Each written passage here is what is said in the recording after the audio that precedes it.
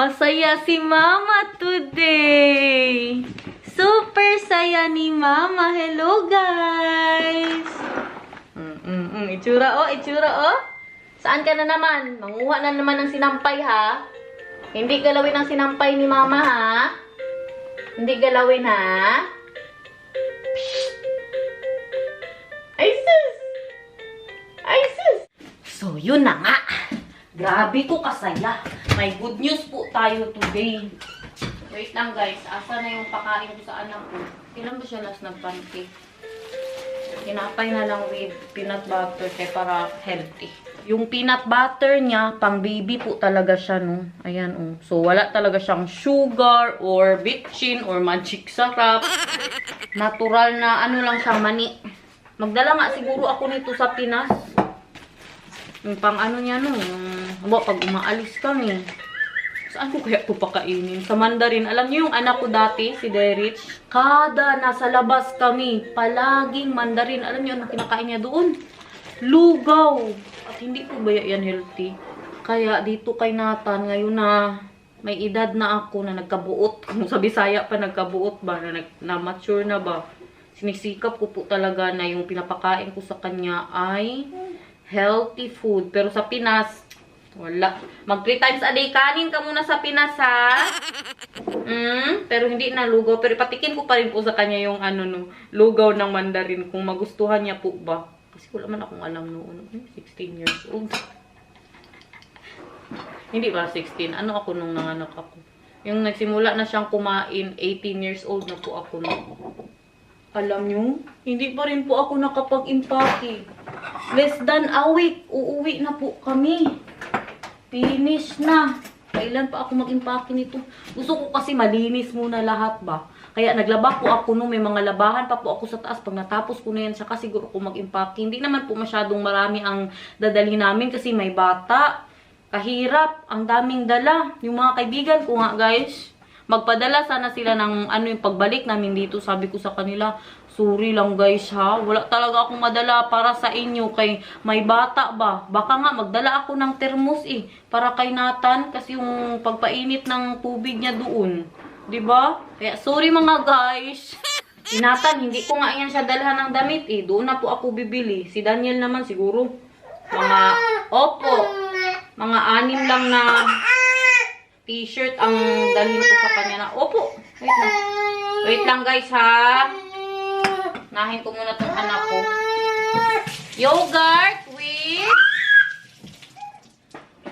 fruit. Opo. Ngayon ito. Malapit na yung fruit mo ilagay natin sa yogurt. No. Para masarap. Opo, ayusin ni Mama ang tinapay mo para ikaw ang maghawak, okay? Hala. Dali na. Tinapay. Kain, guys! Wow, yummy naman yan. Yummy, yummy. Hala. Yummy.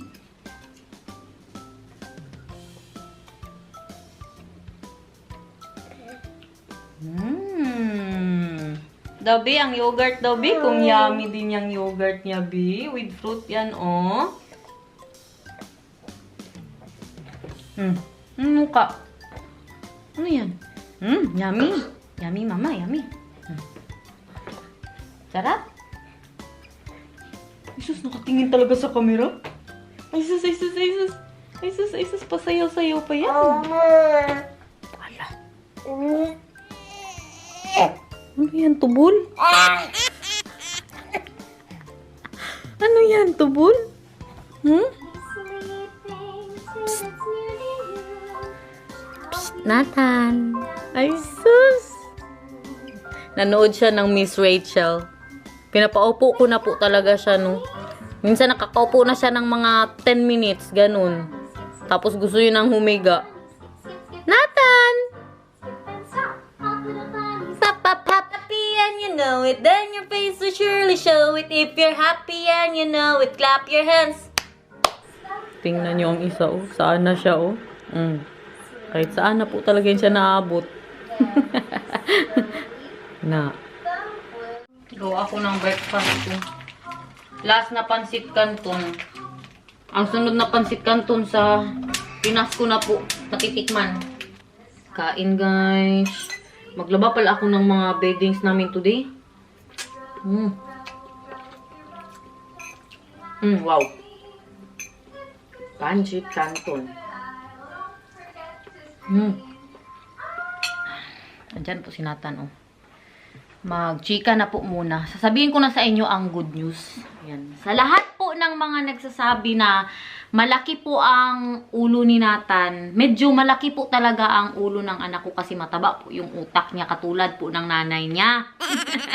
At ngayon, dahil sa mga nababasa kong comment na ganyan, syempre ako guys, tayong mga nanay, pag may mga nagsasabi po sa atin ng mga ganong bagay, diba tayo po ang unang masistress na i-question natin ba na bakit malaki ang ulo ng anak ko? Kasi nakikita ko din po yan nung nasa edad niya po, yung sa mga kaedad niya, medyo malaki yung ulo ni Nathan. So ako, nung nagpunta po kami sa center, in-insist ko na po talaga na sabi ko, na parang malaki ang ulo ng anak ko kaysa sa mga kaedad niya. Yun na yung time na sabi niya, sige, ipasa namin kayo sa ospital na po talaga, no?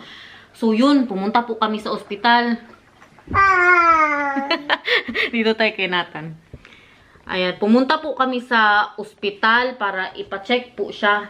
Chinek siya ng, hindi ko alam ano yung nag-check sa kanya. Uy, basta yung para sa mga ganung bagay ba? Hindi ko alam kung head doctor. Head doctor. So, yun, nung nandun na po kami, sabi niya, oo, medyo malaki nga ang ulo niya.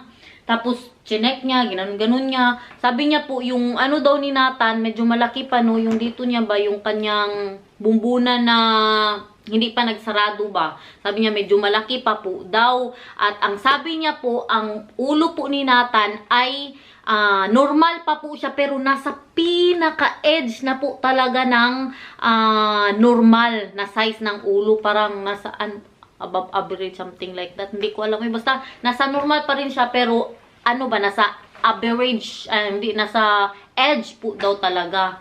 So yun, sabi niya sa amin na para hindi na po kami mag-alala, pero sabi niya kung siya lang, kung tingnan niya lang daw, wala pong problema kay Nathan. Pero para ano lang ba, makasure, in-schedule niya po kami na i-ultrasound si Nathan. So yan, in-ultrasound po si Nathan.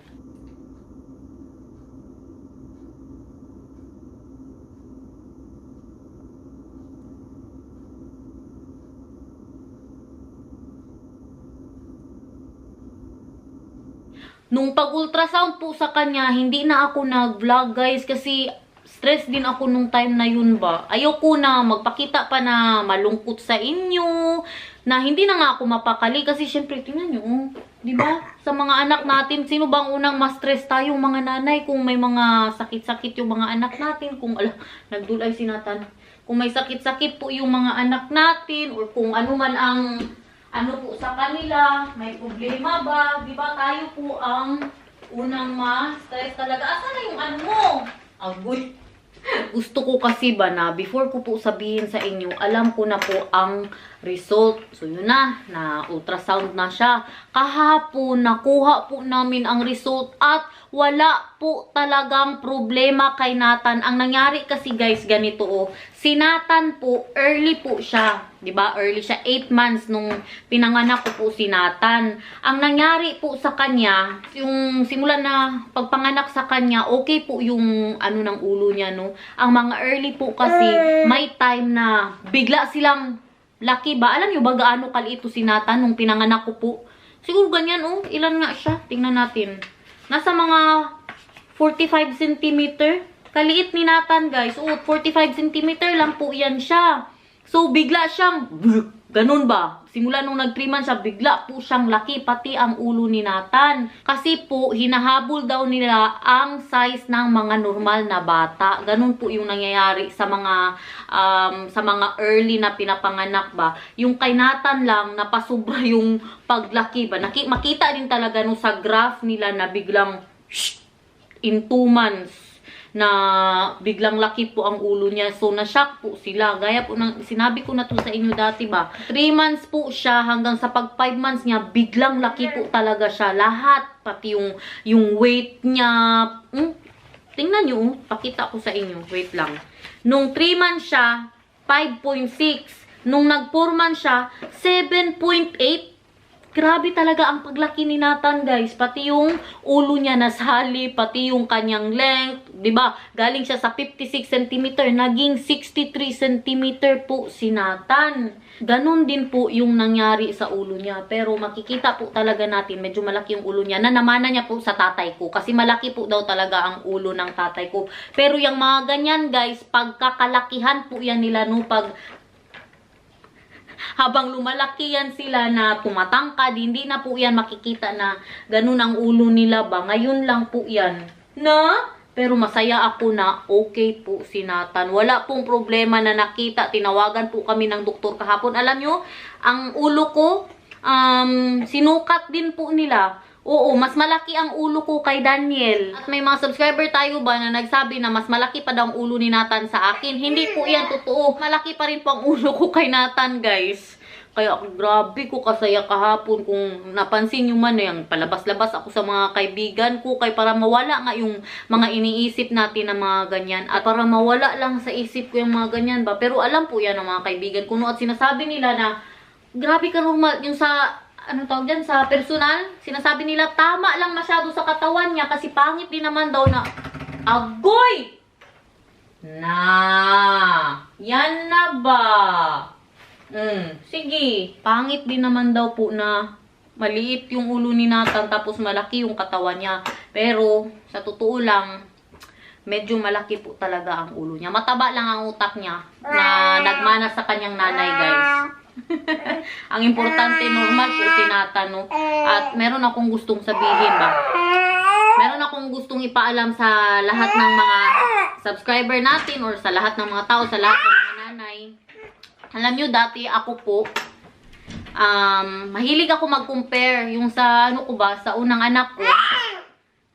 Sa unang anak ko po at sa ibang bata. Kasi si Derich ay grabe niya ka-advance sa development niya. Yung paglakad niya, yung kanyang pagkulog na, which is si Nathan, late po siya. Normal din po daw yan sa mga early na bata. Alam niyo po ba yung kaibigan ko dito, yung si Emma? 2 months siya early, 7 months po siya nung pinanganak siya. So lahat po ng mga development kay Emma, si Emma ba, ay puro po late na nangyari pa na kumuha sila ng physiotherapy pa. Kasi hanggang nag 8 months si Emma, hindi siya kumukulog. Lagi lang siyang nakahiga ba at late din po siya sa lahat. Pati sa pagsalita, pati sa paglakad po, late din po siya. Kaya tayong mga nanay ba or tayong mga nilalang, kasi ganun ako dati, no, sa ibang bata ba, pag nakikita ko na yung bata na hindi pa marunong mag-close open, tapos yung anak ko nakakapag-close open na or magkulob or maglakad, ganun. Sinasabi ko ba na, hala, bakit hindi pa naglalakad yung anak niya? May ganun tayo, di ba, naisip?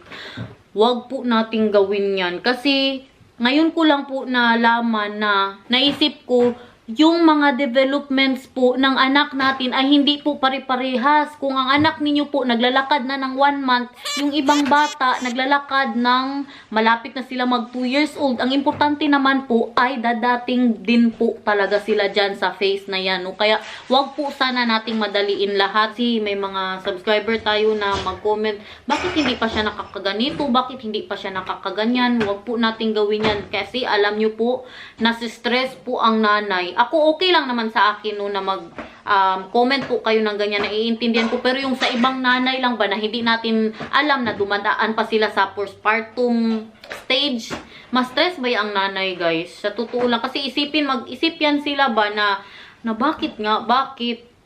At tayong mga nanay, wag po tayong ma-stress dahil hindi po pare-parehas ang development ng mga anak natin. Dadating din po yan sila na maglakad, magsalita. Wag po nating madaliin. Pabayaan po natin silang mag-explore para sa sarili nila. Pabayaan po natin lahat ba na hintayin lang natin kung kailan sila ready. Kaya tigilan na po natin yan kasi baka ano pa tayo ba, isa pa tayo sa dahilan na mabuang ang nanay. Kakasabi po natin dyan ng mga ganun na bagay, no? Kasi may mga sensitive na nanay, hindi natin alam, di ba? Masaktan sila na bakit ganun, tapos grabe nang isip nila hanggang sa nabuang na. Kaya, wag na po nating gawin yung mga ganyan na bagay. Pabayaan po natin ang mga anak natin or anak ng iba sa buhay nila. Ganon. Alam nyo, may nag-comment pa kay Nathan. Hindi siya dito nag-comment ha. Doon siya sa kaibigan ko na nag-comment. Alam niya man na hindi ko pinapansin yung mga pangbabas niya sa akin. Ngayon, ang tinitira niya po si Nathan. Alam niyo po anong sabi niya? Sabi niya pa, si Nathan, ang laki ng ulo. Parang hindi normal. Para siyang may Down syndrome. Doktor ka? Sure ka dyan sa sinasabi mo? Wag na wag po sana nating ipatuloy ang mga ganun nating ugali. At kasi blinak kita eh. Sa totoo lang, blinak kita.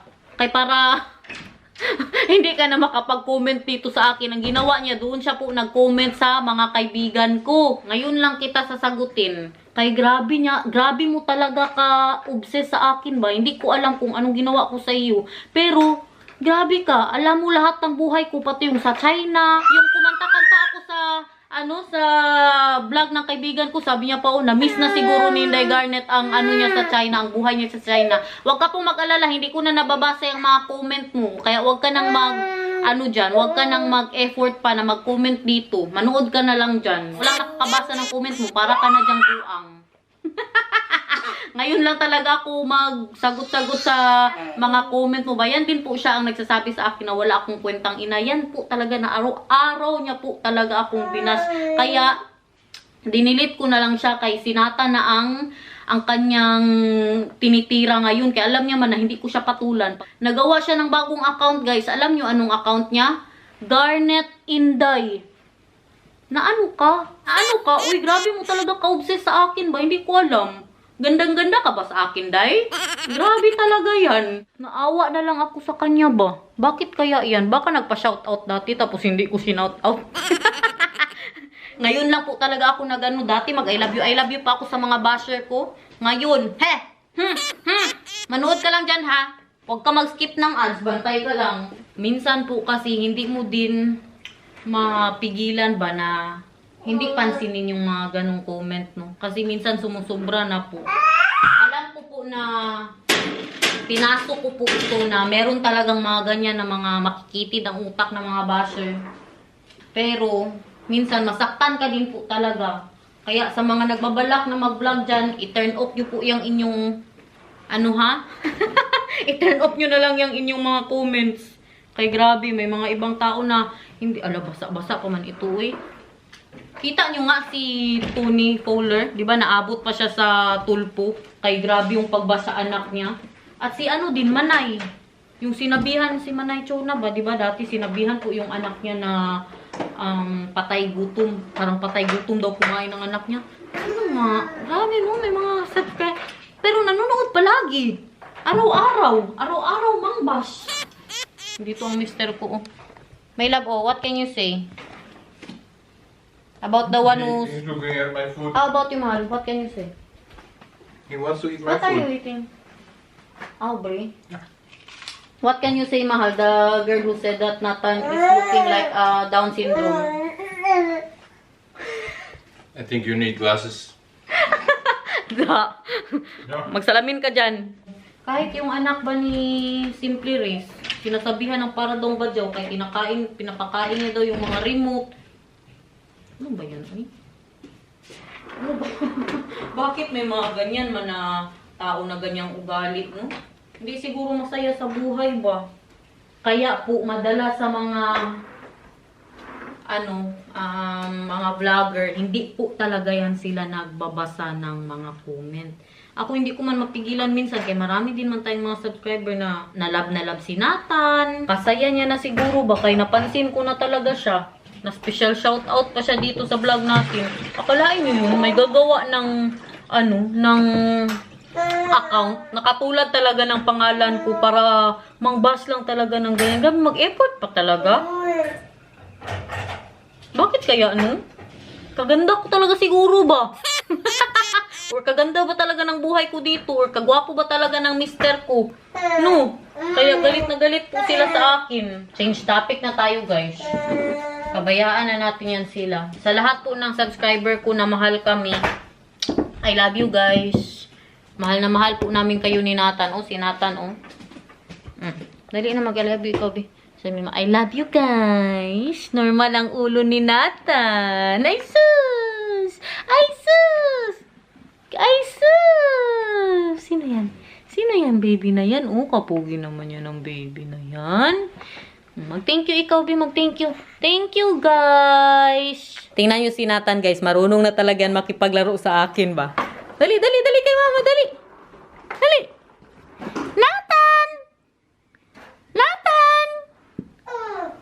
Nathan! Pikaw! Ah! Tingnan nyo, oh. Alam nyo po bakit ko binablock yung mga ganyan? Kasi ang YouTube may translation na po. Tapos, ngayon si Bianan palagi ba ang nanonood ng mga vlog natin at nagbabasa yan ng mga comment. Kasi yung mga comment nyo po dyan, nababasa niya yan. Tinatranslate po yan ng YouTube. Inaalis ko ba kay... Baka ma-hurt po yung Bianan ko, no? Ay, Lola, baya yan. Diba? Yan din ang isa sa dahilan kung bakit ayaw ng kuya ni Daniel na masali yung mga anak niya dito sa vlog natin. Kasi baka ano daw sabihin ba sa mga anak. Tapos paglaki nila, mabasa ng mga bata. Diba? Kasi ang YouTube, forever na siguro yan. Baka pag nakapagbasa na ito si Nathan, oh, maging curious na siya ba? Basahin niya lahat ng comments. Okay, ready na po tayo. Alis tayo kasi babalik ko yan, oh. Medyo maliit siya kay Daniel. Where, mahal? Is the small part? Yeah, this is my arms. Para mahanginan na din yung ulo natin ba? Mawala ang bad vibes. We love you too. Bye, my love. Take care. Because I care. What will I get? This one. Kailangan natin to resibo. Tingnan nyo yung tagakuha ng basurahan, guys, oh. Automatic ba? Oh, ganun yan siya. Hindi katulad sa atin, nakunin pa ng basurero. Hindi ko alam, no? Baka ganun na din sa atin ngayon. Tingnan nyo, ibalik na naman yan. Tapos, yung isa na naman. Ano yan? Magnet? Magnet siguro, no? Ay, meron siyang, ano, parang hook. Kita nyo yan? Automatic. Ito din ang dahilan o bakit kami aalis. Ayaw niya matulog sa bahay. Gala na masyado na bata ito ba. Tingnan nyo, natahimik na siya, oh. Kanina ko pa yan siya pinapatulog. Natulog siya siguro mga 15 minutes, nagising agad. Ano na naman? Gala ka na naman. Sige ka na lang, alis-alis ng bahay. Na, sabi ko sa inyo. Yan lang makapatulog sa kanya. O, nasa tren na po kami. Wala masyadong tao today. May pa-smoke siya today, oh. Wow naman. Basahin nga natin to, be. Hindi ko pa talaga to nabasa ba. Sana English. Love. Love consists of 2-meter-high white sculptures of a boy and a girl. They seem to be looking at each other, but their eyes are closed. The children's facial expression is serene. Around them is a 2-meter-high fog cloud in which we can wander around. They are dreaming, says Plensa. For children, the future is a dream full of promises. The Spanish artist got his inspiration for the mist fountain when he saw the early morning mist above the Frisian fields in Friesland. He said the water comes out of the ground. Edi wow. Wala na masyadong puno-puno dito. Diba nung huli, grabe puno to dito. Doon lang sa harap ng station at dito din na side, meron pa din po. Andun, hindi pa nila tinanggal. Ayan, oh. Yung dito na side. Konti na lang din. Libutin siguro nila tong city. Wala to dito dati ba? Nilipat po nila. Papasok ng papasok sa city talaga. Ito na naman yung sinarado nilang daan. Hanggang doon. Feeling ko libutin. Baka abot sa bahay namin, guys. Kakalipat po nila. Today is Friday. Market day na naman po. Ang daming tao dito, eh. Tingnan natin kung ano yung mga tinda ng isda. Parang gusto ko mag-isda mamaya. Dankjewel. Warm, maar ook geen saus mee, hè? Nee. Oké. Lumpia na muna. Sarap talaga ng lumpia niya. Lekker. Alsjeblieft.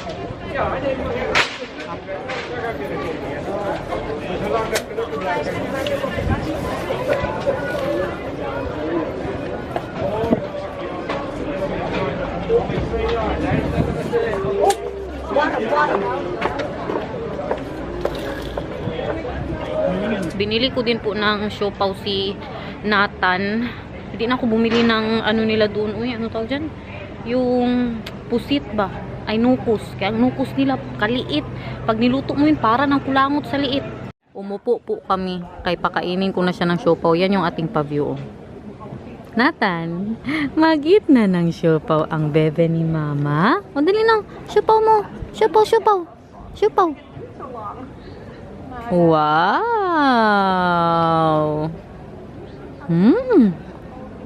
Yummy naman yan.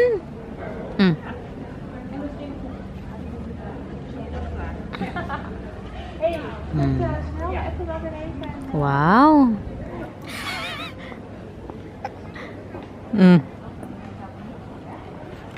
Mag-wild pala.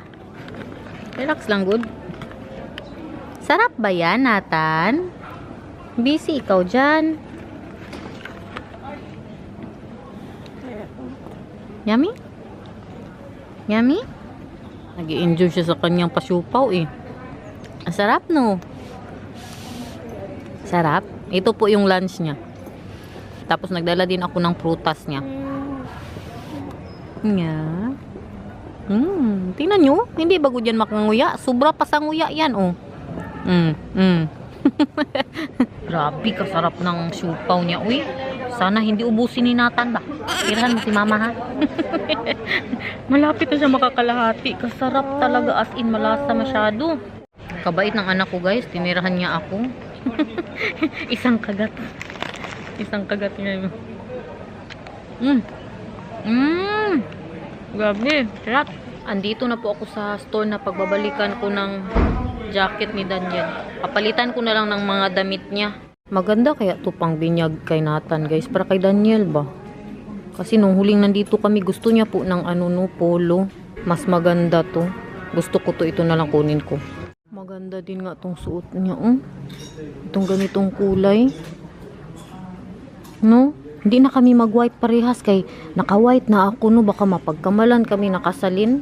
Yung binyag din po kasi ni Nathan. Maganda talaga siya. Ito na yung kukunin ko. Yung binyag ni Nathan, yung kainan, i-held po siya sa dagat. Ganda naman ito. Dobby, tingnan daw natin kung bagay sa bebe. Wow! Ganda naman! Ang ganda naman yan! Agoy! Saan ba dapat yan banda? Baka mali siya. Baka ganyan. Wow! Ganda naman yan! Wala pag-asa magkalo itong bata na ito. Oh, galit na siya, oh. Ano? Mickey Mouse na lang yan. Gusto mo yan? Kay para sa Philippines ba? Kay mainit ba masyado doon? Uy. Wala pag-asa ni. Wala pag-asa. Oh, kainin pa, Jude. Hindi pagkain yan Nathan. Bago ka lang nag-lunch. Hindi yan lechon. Oh, ito daw be, ito daw be. Naghahanap ako ng brief ni Daniel. Tinata nag-wild na. Opo, wait lang kay brief ni Papa. Kay ang mga brief niya, grabe, XXXXXXX na talaga. Kailangan na siya bilihan ng bago kay kawawa lang. Ay, wait, relax. Tao lang ako. Let's go. Tapos na, dali. Sige, magbuhay-buhay ka dyan. Ito din bilhin ko kay Daniel. Wow! Kasi nagtapon ako ng isang polo niya sa bahay. Yung ganito. Polo bang tawag dito guys? Nagtapon ako kasi maliit na din. Alam ko na kasi yung setting ng aming washing ngayon guys na hindi siya liliit. Kaya ito tatagal to siguro mga 1 month. XXXS na naman to. Yung mga dati kasi pagkatapos talaga laba. Pagkaano pa lang ba pagkalaban ang liit na. Hi! Aburido man yan siya. Uy, nandito na po kami sa train station. Magbuhay-buhay tayo ngayon. Kaya hindi tayo masundo ni Papa. Umuulan pa talaga. Ang train kasi namin, maghintay pa kami ng mga 15 minutes. Lolo, pinakain ko na ganyan siya ng cookie ba, at saka ng prutas. Uwi na po tayo. So, ipakita ko lang sa inyo yung mga napamili natin. Ito na yung pang para sa binyag ni Nathan. Hindi ko na siya pinapaputi kay sabi ko kasi baka mapagkamalan po kami kasal. Pero sa mga binyag na nakikita ko kasi nakaputi ba. Pero may puti din naman siya, no. Ako magputi po ako lahat. At si Nathan din. Hanapan ko yan siya sa Pinas. At ito binili ko para kay Daniel din po. Ayan. Maganda to siya, guys. Bet na bet ko po siya. At maganda yung kanyang tela ba, manipis lang. At syempre yung brief niya. Kaya yung mga brief niya XXXXXS naman po dito. Kaya binili ko siya ng bago. Binili ko din po siya ng white shirt niya. Kaya maliit na yung white shirt niya sa taas na pag nagpupolo nga siya, gusto niya kasi na meron din sa loob. Pero sa Pinas, ito lang pasuot ko, no. Kaya pangit din, maganito pa siya. Grabe kainit. At kay Nata naman, ito po ang binili ko. Ayan. Pang niya po ito, pang travel, pag pauwi po namin ng Pinas no, sa eroplano ba. Kasi, alam nyo, si Nathan, hindi ko po talaga yan pinagpapantalon. May pantalon man siya, iisa lang po talaga. Kasi tayo nga guys, yung feeling ba, pag nakapantalon tayo, ayaw ko na ma-feel yan ni Nathan. Gusto ko yung comfy siya, komportable po siya sa buhay niya. Kaya ito po yung pasuot ko, lalo na pag nagbibiyahe. Gusto ko yung very comfortable si Nathan. Pero magdadala din po ako ng yung mga short sleeves niya at shorts niya, no, kay baka mainit ba. Sabi ko nga sa inyo nung huling yung huling travel ko po, grabe kainit sa sa eroplano. Kaya para makasigurado na lang po.